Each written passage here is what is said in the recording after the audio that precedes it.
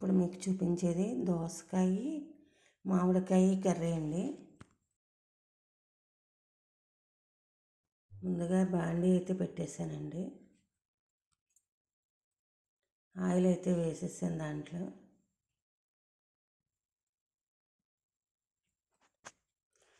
ముందుగా ఆనియన్ మిర్చి వేసేస్తున్నానండి.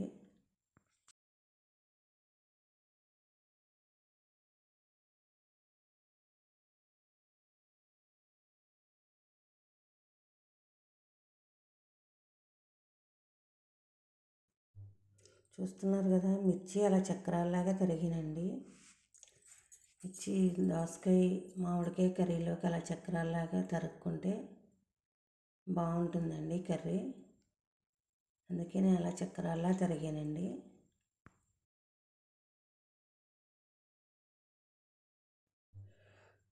దోసకాయ ముక్కలు అయితే యాడ్ చేస్తున్నానండి అందులో.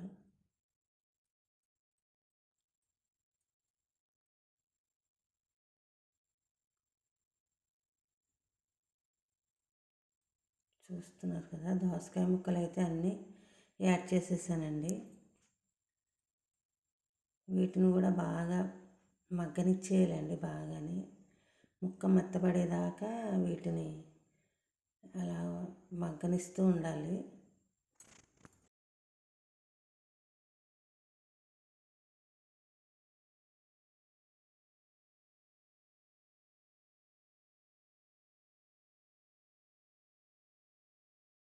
వీటి మీద మూత పెట్టేసానండి. మూత పెడితే బాగా మెత్తగా అవుతాయి. ఇలా తీసి ఒకసారి కలిపేసి బాగా కలిపేసిన తర్వాత మళ్ళీ ఒకసారి మూత పెట్టేసి మగ్గనిచ్చేయాలండి.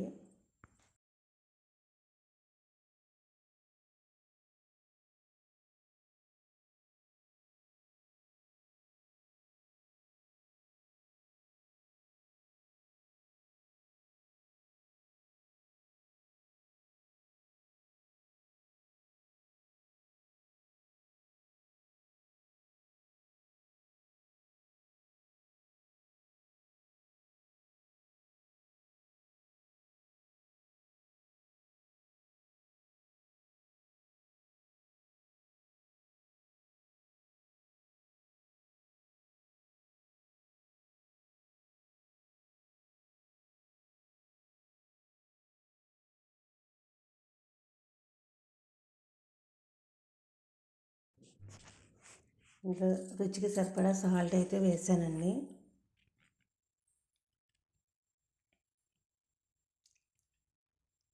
అలాగే కారం కూడా వేసేసాను.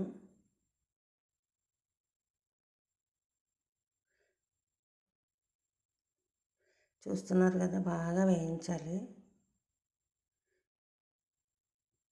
కొద్దిగా పసుపు కూడా యాడ్ చేశానండి. బాగా కలిసేలాగా కలిపేసుకోవాలండి. చూస్తున్నారు కదా, కూర ఎంత కలర్ఫుల్గా వచ్చిందో. అదే ఇంకా కర్రీ పూర్తి అవ్వలేదు. కలర్ఫుల్గా కనిపిస్తుంది కదండి.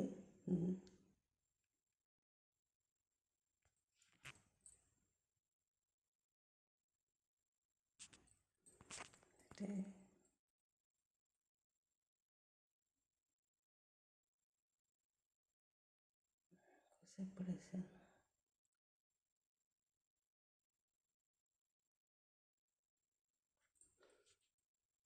మ్యాంగోస్ కూడా యాడ్ చేసేసానండి ఇందులో.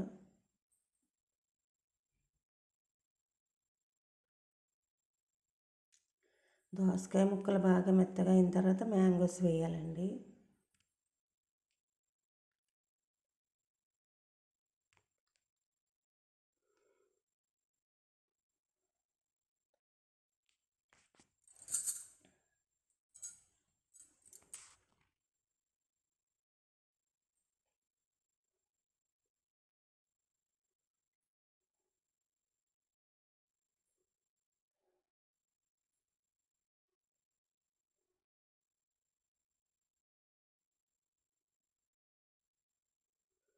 సరిపడా వాటర్ అయితే వేసానండి. ఉడకడానికి సరిపడగా వాటర్. మరీ ఎక్కువ వేయక్కర్లేదండి. ముందు చాలా వరకు మగ్గిపోయింది కదా, కొంచెం వాటర్ వేస్తే సరిపోతుంది.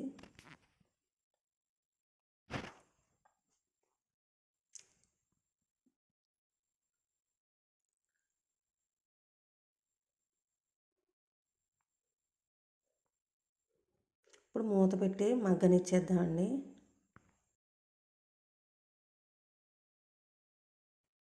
చూసారు కదా ఎలా ఉడికిపోతుందో.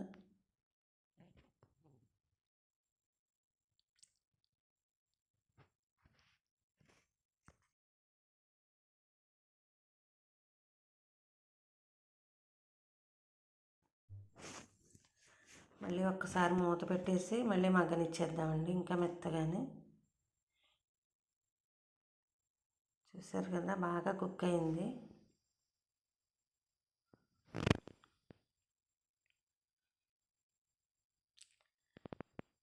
మామిడికాయ దోసకాయ కూర అండి ఇది. టేస్ట్ చాలా బాగుంటుంది,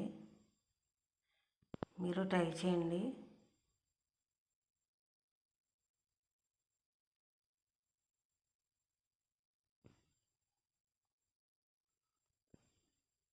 మళ్ళీ ఒకసారి మగ్గనిచ్చేద్దామండి. స్టవ్ అయితే ఆఫ్ చేసేసానండి. కర్రీ రెడీ అయిపోయింది.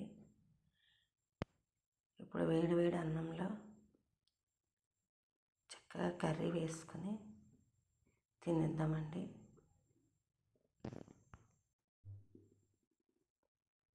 ఎంత బాగుందో చూసారా కర్రీ.